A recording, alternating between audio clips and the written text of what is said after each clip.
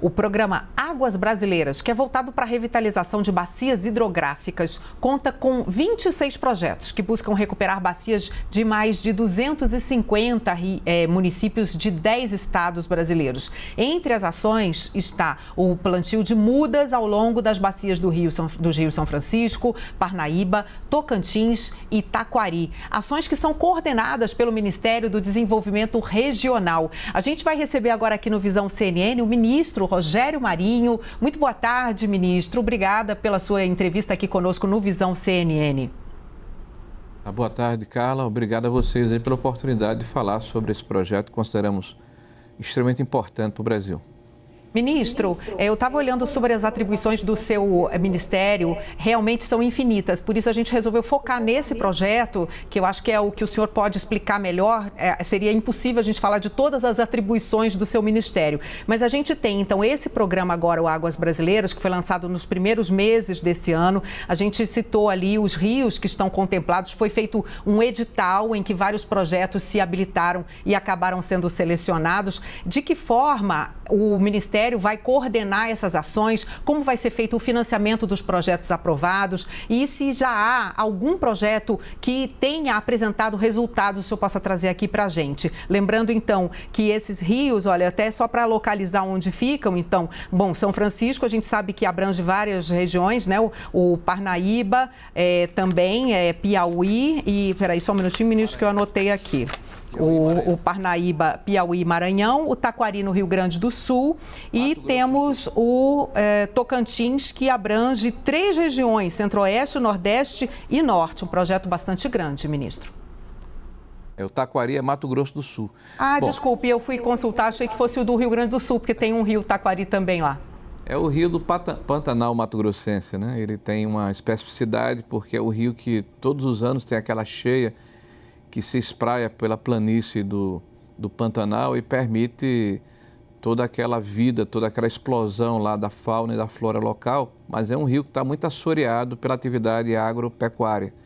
Então, um rio que precisa de uma atenção nossa, até pelo seu simbolismo. Mas me permita um breve preâmbulo. Hoje o Brasil, que tem 12% dos recursos hídricos mundiais, né, uma quantidade bastante expressiva, tem na água o seu principal insumo em relação ao desenvolvimento e a nossa economia, a nossa saúde, a nossa justiça social, né? Não é por acaso que nós somos o segundo maior exportador de alimentos do mundo e nós exportamos literalmente água. A água através dos grãos, da proteína, dos tecidos. E é uma necessidade muito grande de nos debruçarmos sobre os nossos recursos hídricos, os nossos rios, os nossos mananciais, que em muitas localidades, principalmente dessas áreas onde é uma população maior, estão assoreados, estão sendo objeto de lançamento de esgotos, né, de desmatamento das suas margens, com a retirada ou a supressão de matas ciliares. E nós fizemos um projeto que já começou a dar frutos, né? Nós buscamos a parceria com a iniciativa privada. 12 grandes empresas inicialmente já estão dentro do projeto, empresas como o Itaú, como a Cosan, como a Vale do Rio Doce, né, como a MRV, empresas que são líderes nos seus respectivos setores, se sensibilizaram e têm aportado recursos em projetos que tratam da revitalização das nossas bacias. Essas 4 bacias que você falou originalmente vão ser estendidas para todo o Brasil, porque é um programa das Águas Brasileiras. E nós estamos tratando não apenas de desassorear o rio, mas de replantar matas ciliares, né, de preservar as nascentes, de cercá-las, né, de trazer as populações que moram no entorno dessas bacias para atividades produtivas não predatórias, para que elas possam participar desse esforço de recuperação desses mananciais, do tratamento do esgoto, né, e do resíduo sólido das cidades que ficam no perímetro das bacias. É um programa integrado e nós começamos pelo lançamento do edital, pela escolha dos projetos, apresentamos os projetos às empresas que estão apadrinhando essa ação e cada uma das empresas, de forma livre, escolheu inicialmente 10 desses 26 projetos que foram elencados e esses projetos já estão em andamento. Nós estamos agora em tratativas com outras empresas e vamos lançar agora em outubro o segundo edital de chamamento Nós temos também uma notícia muito importante, que é o fato de que, com a capitalização da Eletrobras, nós criamos 2 novos fundos de revitalização, né, com recursos que vão ser provenientes dessa capitalização, um de quase 4 bilhões de reais para a bacia de Furnas e do Rio Grande, e outro de mais 4 bilhões de reais para o São Francisco e o Parnaíba, que é o rio que divide o Maranhão e o Piauí. São rios que precisam da nossa atenção no sentido de recuperá-los, porque são rios que estão trazendo literalmente vida, no caso do São Francisco, à nossa região do semiárido, né? Nós estamos tratando de uma região com mais de 26 milhões de habitantes, num acelerado processo de desertificação, e que a infraestrutura hídrica está levando água, está levando a possibilidade de se instalar a indústria, o comércio, diminuir a pressão sobre a saúde pública, diminuir a mortalidade infantil. Então, é uma ação que nós consideramos extremamente importante e meritória para o país como um todo. Ministro, nós divulgamos hoje o tamanho do problema que o Brasil vem vivendo nos últimos anos a respeito da diminuição de recursos hídricos. Temos também a pior seca aí dos últimos 100 anos. O senhor considera que essa diminuição pode ser revertida e que o projeto possa trazer um momento em que o Brasil volte a contar com uma das maiores reservas de água doce do planeta, né? Porque nós sabemos que nós temos aí 12% da reserva de água do planeta ainda, mas não podemos nos arriscar a perder. Em quanto tempo o projeto pode apresentar resultados para que a gente reverta esse problema grave que vem afetando grande parte do mundo e particularmente o Brasil? Olha, a resposta é muito rápida, né? Na hora em que se cerca as nascentes, né, e se impede que elas sejam pisoteadas por animais, né, se planta árvores no entorno dessas nascentes, né? Se desassoreia o leito dos rios, você praticamente produz águas, ressurge aquela recarga do aquífero praticamente em 6, 8, 10 meses de um ano. Agora, o mais importante é que esta é uma política de Estado, é uma política do país e ela deve ser continuada ao longo dos anos subsequentes. Nós estamos falando, inclusive, de uma ação que nós iremos empreender agora na segunda quinzena de outubro, chamada Jornada das Águas, onde iremos sair de Minas Gerais, ali na altura da nascente do São Francisco, na Serra da Canastra, e vamos percorrer, além do norte de Minas, os 9 estados do Nordeste brasileiro, fazendo anúncios, fazendo entregas, mas propondo mudanças substanciais nos marcos hídricos brasileiros. Então, desde o novo marco hídrico, que vai permitir que haja uma participação maior da iniciativa privada nessa necessidade de investimentos estruturantes, de integração e recuperação das nossas bacias hidrográficas, até a disponibilização desse recurso hídrico para populações que naturalmente têm dificuldade de acessá-las. Nós temos problemas crônicos e centenários, porque a seca no Nordeste, por exemplo, existe desde sempre. E vários países do mundo contornaram essa situação com inovação, né, com investimento e principalmente com um pacto político nacional, né, que priorizou, né, enfrentar a questão da falta da segurança hídrica, que é o que nós queremos trabalhar. Então, políticas como o reuso das águas, dessalinização de poços que são perfurados no nosso cristalino, que é uma região geológica que praticamente impera em todo o semiárido nordestino. Você fura um poço, a água vem salobra, imprópria para o consumo humano. Mas se você instala um equipamento de dessalinização, você permite que a água possa ser acessada principalmente pelas comunidades rurais que ficam distantes dos centros populacionais, que normalmente são atendidos pelas companhias de abastecimento de água e de saneamento de cada um desses estados brasileiros.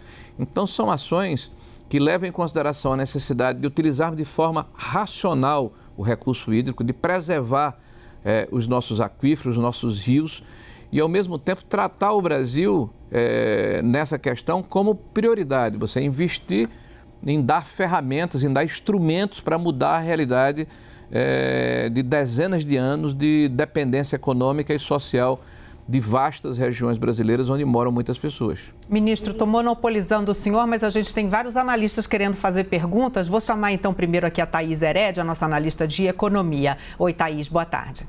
Carla, boa tarde. Obrigada, ministro. Boa tarde. Ministro, hoje saiu enfim, a sanção da Lei de Diretrizes Orçamentárias e o governo manteve a chamada emenda de relator, que libera uma boa parcela do orçamento do ano que vem para ser dotado, ou seja, os recursos serem dotados de acordo com os acordos políticos. E o MDR, como a Carla lembrou aqui no começo, é um ministério que tem várias áreas de atuação e toca a maior parte das obras de infraestrutura e das obras com interesse público no Brasil. Então, eu queria uma avaliação do senhor sobre esse instrumento. Há uma cobrança para a transparência na alocação desses recursos e ano que vem é um ano eleitoral, ou seja, a cobrança deve dobrar. Queria saber do senhor a avaliação sobre esse instrumento e como ele deve ser aplicado no ano que vem. Olha, essa foi uma inovação do orçamento, né, feito em função das tratativas que ocorreram a partir de 2019, quando o então presidente da Câmara era o deputado Rodrigo Maia e o ministro da Economia na época, né, e o coordenador político, me parece que era o general Ramos, né? E já houve 2 anos em que isso efetivamente foi aplicado. O primeiro ano foi 2020 e está sendo aplicado em 2021. O orçamento em qualquer lugar do mundo é uma peça política, né? Cabe ao Executivo enviar ao Congresso Nacional as suas prioridades, né? Definir quais são as linhas de atuação, quais são as pastas e as ações e os programas que devem ser priorizados, e cabe ao Legislativo, em função das suas conveniências legítimas, né, discutir internamente o orçamento e definir se as tratativas, as ações do governo federal devem ser integralmente respeitadas ou modificadas. É assim em qualquer país do mundo, em qualquer democracia. O RP9 é uma inovação em que o relator do orçamento define de que forma determinadas rubricas orçamentárias devem ser aplicadas em função dos acordos que são feitos dentro do CMO, que certamente representam o colegiado de deputados e senadores que foram eleitos pela população brasileira. Da nossa parte, Thaís, eu vou lutar para apresentar as nossas prioridades com o Ministério do Desenvolvimento Regional, na área de infraestrutura hídrica, na área de habitação, na área de mobilidade urbana, na área de defesa civil, né, na área de enfrentamento às desigualdades regionais. Não tenho a atribuição de discutir dentro do parlamento com os senadores e deputados quais são as prioridades de cada um deles. Eu vou tentar convencê-los de que as ações que nós estamos levando ao parlamento são aquelas que devem ser priorizadas. Ministro, a Basília Rodrigues também tem uma pergunta para o senhor. Bem, obrigada pela entrevista. É quase um tipo de prestação de contas, né? O senhor está aí à frente de uma pasta que é das que mais pensam o Brasil, né? Levando em consideração saneamento, habitação e tantas outras áreas que tem dentro da sua pasta de desenvolvimento regional. Mas para tudo isso precisa de investimento, né? Precisa de dinheiro para poder andar. E aí a gente cai novamente naquela dualidade da ala mais desenvolvimentista do governo, a qual o senhor é considerado um expoente, e a outra ala que é mais econômica, mais do arroxo fiscal, que seria aí então encabeçada pelo ministro Paulo Guedes da Economia. Como que está a relação de vocês dois hoje no governo, né? Já houve muitos momentos de tensão, de estresse, Marinho de um lado, Guedes do outro. Como que o senhor descreve essa relação dos dois ministros e o quanto que isso tem contribuído ou prejudicado os projetos da sua pasta? Bom, Basília, primeiro é importante colocar que não há nada mais natural dentro de qualquer instituição, seja um governo federal, estadual, municipal, uma empresa de médio, de pequeno, de grande porte, em que quem está na ponta, quem é o operador, quem tem que executar, busca recursos e tem alguém que tem que estar sentado em cima do cofre, né, tentando fazer uma gestão mais fiscal, mais fiscalista, né, tenta segurar o dinheiro, é natural. Tá? Esse é um embate perfeitamente saudável dentro de qualquer instituição. O que não é natural é quando isso parte para uma situação de que há uma guerra, há uma situação de beligerância que pode afetar a própria instituição. Então, eu tenho uma relação com o ministro de entender o papel dele.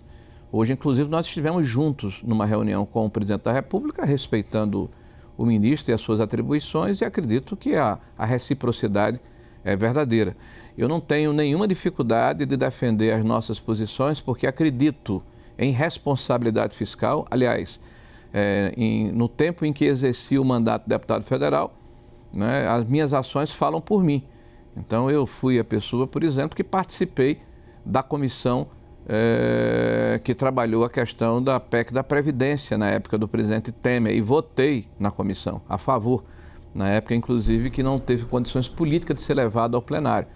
Representei o partido que eu estava naquela ocasião para decidir a questão da PEC do teto, com algumas diferenças com o Meirelles, achei que era excessiva a forma como foi colocada, mas entendendo que era um remédio necessário no descrédito que o governo brasileiro tinha em função dos desmandos feitos pelo governo pretérito, né? Fui o relator da reforma trabalhista, que reformou uma legislação de mais de 70 anos e a modernizou. Inclusive hoje, em função da pandemia, nós temos a questão do home office, que não era regulamentado e foi na época da reforma trabalhista, apenas para exemplificar. E entrei no governo federal, a convite do presidente, para trabalhar a reforma previdenciária. Então, eu não posso ser acusado de alguém que não tem uma visão de reformar o Estado brasileiro no sentido de modernizá-lo, mas, ao mesmo tempo, eu não sou alguém que vá negar que há necessidade num país desigual e grande como o nosso, eu diria continental, da necessidade do Estado intervir para diminuir ou atacar desigualdades regionais. Então, essa é um pleito e uma ação legítima e considero que o Estado brasileiro tem exercido bem esse papel. Agradeço aqui a entrevista do ministro do Desenvolvimento Regional, Rogério Marinho. Muito obrigada, ministro. Boa tarde. Boa tarde também.